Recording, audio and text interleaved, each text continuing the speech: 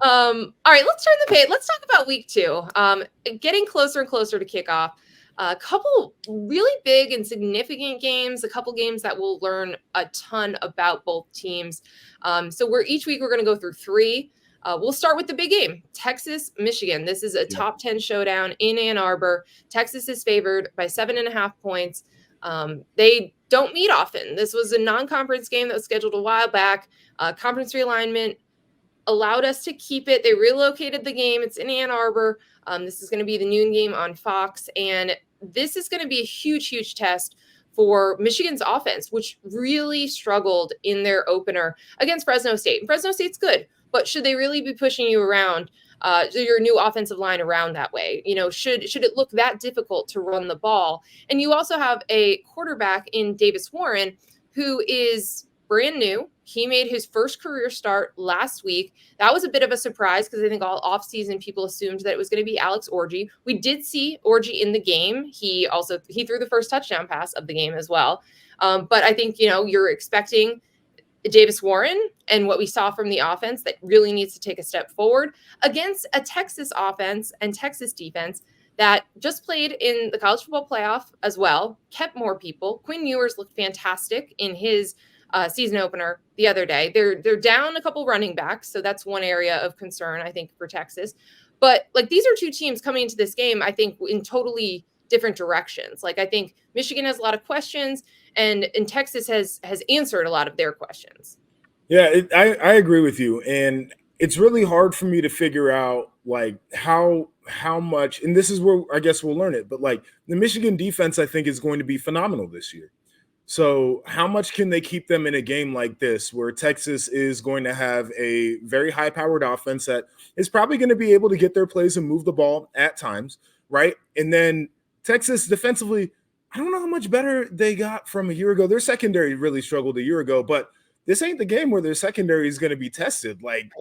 That it plays into their hand defensively to kind of avoid the thing that would hurt them the most because of what we saw to Michigan's offense last week. I think there are a couple of things that need to happen for Michigan. Is number one, they need to challenge down the football field. The first time they threw it down the field with Davis Warren, it was an interception. At that point, it was kind of dinking and dunking. I think they were trying to get a rhythm there. I think they need to stretch the field because their offensive line clearly is not what it was a year ago. And they don't have Blake Corum in that running back room like they did over the last handful of years. It's harder for them to run the ball the way that they did before. And the point that I'm trying to make is I think they need to force defenses to play in schemes where they keep the safeties out of the box. Because if I'm scheming against Michigan right now, I don't feel a need to have my safety super deep and I'm going to try to stuff the run, especially if Orji's in the game. I think that's going to be a key for them. It's just a matter of when that comes along. 7.5 is a really interesting number because I think a lot of people from what they saw a week ago have these teams almost like worlds apart, but it's that idea that Michigan's defense is good enough and that Texas has to play in the big house that it's not likely that it gets blown out.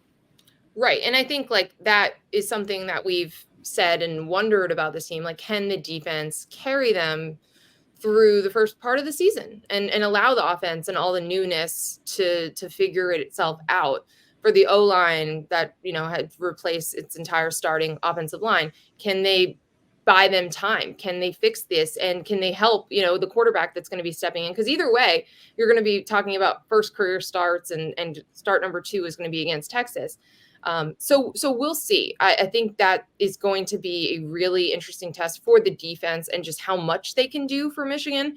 But really, I think everyone would like to see some steps forward offensively. Yeah. And we'll see. But yeah, Texas favored, absolutely the correct call. I think they'll win the game. Again, I don't think that eliminates Michigan from playoff contention if they can get better through the course of the year.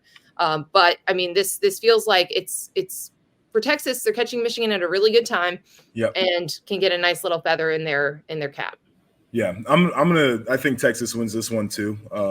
I think that they probably win by 10-ish. Yeah, I think they cover as well. Yeah.